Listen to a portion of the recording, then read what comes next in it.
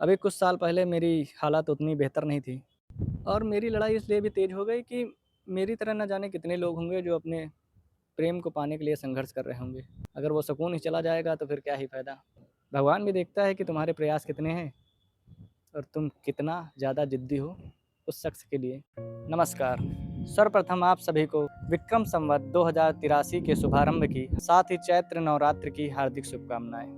मेरा नाम नितिन गुप्ता है और मैं लखनऊ से सटे उन्नाव जिले के एक छोटे से गांव का निवासी हूँ। फिलहाल तो मैं अभी लखनऊ में हूँ और अपना काम करता हूँ, साथ में वीडियो क्रिएशन का भी काम करता हूँ। थोड़ी बहुत स्किल्स हैं जिनको मैं अपडेट कर रहा हूँ खुद के साथ। मेरा वीडियो बनाने का मोटिव है कि मैं अपने विचारों को दुनिया के साथ साझा कर सकूँ। मेरा जो सोचने का तरीका है वो समाज के कई हज़ारों लोगों से जुदा है और मेरे जो समझने का तरीका है वो हो सकता है कि सबके समझ के अनुसार बेहतर ना हो, पर मैं कोशिश करता हूँ उस समझ को बेहतर बनाना जो सबके विकास की भागीदार हो। मैं हमेशा सीखने की कोशिश करता रहता हूँ कि कोई भी अच्छी बात हो जो मेरे विकास में मेरा योगदान दे, मुझको बेहतर बनाए। मैं उन चीज़ों के प्रति हमेशा लालायित रहता हूँ और उनकी कलाओं को सीखता रहता हूँ। अभी कुछ साल पहले मेरी हालत उतनी बेहतर नहीं थी। कुछ साल क्या कह सकते हो, 1 साल पहले मैं ज़िंदगी से हारा हुआ पुरुष हो गया था। मुझे लगता था कि ज़िंदगी जैसे चल रही वैसे ही चलानी चाहिए।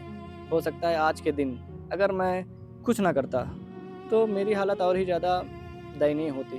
मुझे खुद पर ही क्रोध आ रहा होता कि मैंने अपनी हालत क्या बना रखी है। फिलहाल उन वर्षों में जो मुझसे गलतियाँ हुई हैं, उनको सुधारने में शायद मुझे समय लगे, लेकिन मैं खुश हूँ कि मैं एक अच्छी राह पे लौट आया हूँ और एक बेहतर जीवन जीने का प्रयास कर रहा हूँ। समाज में बहुत सारी बुराइयाँ हैं जिनसे लड़ने के लिए सबके पास एक हुनर होना चाहिए, एक क्षमता होनी चाहिए, एक जुनून होना चाहिए कि कुछ भी हो जाए लड़ते रहना है। और अगर यह आदत आपके पास है अन्याय के खिलाफ लड़ने के लिए, अधर्म के खिलाफ लड़ने के लिए, तब आप खुद को बेहतर बना रहे हैं। हो सकता है इस संघर्ष में कभी-कभी लगे कि पराजय हो सकती है और आपको लगता है कि अकेला कब तक करूँगा।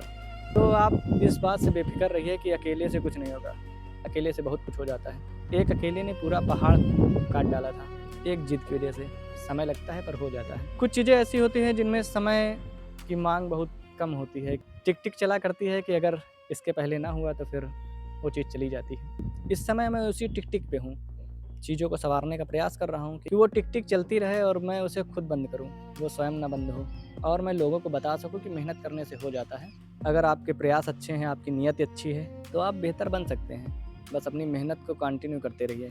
वैसे यह देश पुरुष प्रधान है पर मेरे वीडियो अब स्त्री प्रधान हो गए हैं। स्त्रियों के हक में बहुत सारी लड़ाई लड़ी जा रही हैं, सब कुछ किया जा रहा है, लेकिन स्त्री की लड़ाई ऐसे नहीं लड़ी जाती है।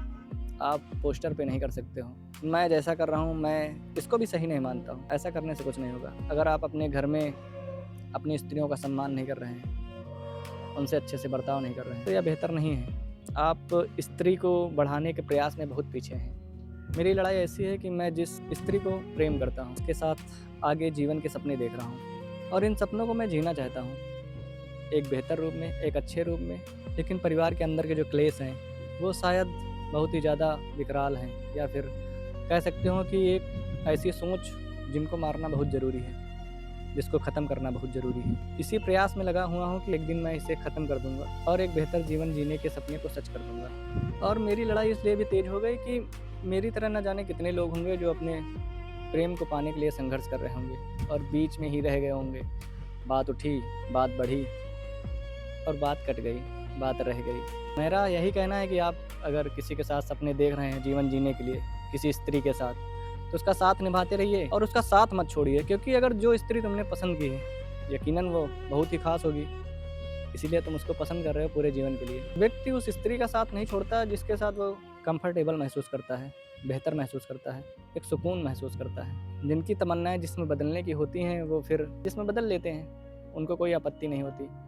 उनको लगता है कि ये तो समाज में चलता रहता है, उनको फ़र्क नहीं पड़ता है कि कौन आ रहा है, कौन जा रहा है। लेकिन जिनको फ़र्क पड़ता है, मैं उनके लिए लड़ रहा हूँ, खुद के लिए भी लड़ रहा हूँ। एक दिन आएगा, मैं अपनी अच्छी चीज़ों को लेकर सामने आऊँगा कि मैं क्यों बेहतर हूँ और मेरा फ़ैसला क्यों बेहतर है। कह सकते हो कि मेरे घरवालों की रज़ामंदी नहीं है, उसके घरवालों की रज़ामंदी नहीं है। उस ना मानने वाली ज़िद को रज़ामंदी में बदलना, एक अच्छे रूप में बदलना, यह मेरा संकल्प है, जिसको मैं पूरा करना चाहता हूँ। पूरा करने के लिए हम सभी का साथ चाहिए। जो अच्छे दर्शक हैं वो समझते हैं कि क्या हो सकता है, क्या बेहतर हो सकता है। तो मेरी जर्नी में साथ बने रहिए। यह साल शायद मेरे लिए शुभ होगा और मुझे यकीन है कि एक दिन हो जाएगा। मैं अपने प्रेम को पा जाऊँगा, उसके साथ एक अच्छा जीवन जीने की कोशिश करूँगा जैसा मैंने सपने देखे हैं। बहुत सारे लोगों के मुँह से सुना है मैंने कि अगर आप एक अच्छा डिसीज़न जीवन में कभी लेना चाहते हैं तो अपने साथी का चुनाव कर सकते हो, उसके लिए लड़ सकते हो, तो लड़ो और उसे हासिल करो। भगवान भी देखता है कि तुम्हारे प्रयास कितने हैं और तुम कितना ज़्यादा ज़िद्दी हो उस शख्स के लिए, उसको पाने के लिए। जब कहानियाँ बनेंगी तो आपका भी नाम आएगा। तो आगे का सफ़र चलता रहेगा और जर्नी कैसे आगे बढ़ेगी, ये आप वीडियो के माध्यम से देखते रहेंगे।